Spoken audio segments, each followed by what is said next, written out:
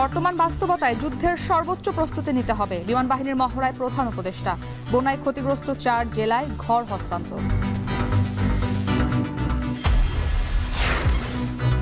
Facebook ইউটিউবে উস্কানি দিয়ে সম্প্রীতি বিনষ্ট করছে একটি গোষ্ঠী। ঠাকুরগাঁওয়ে মির্জা ফখরুল, শিগগিরই দেশে ফিরছেন খালেদা জিয়া।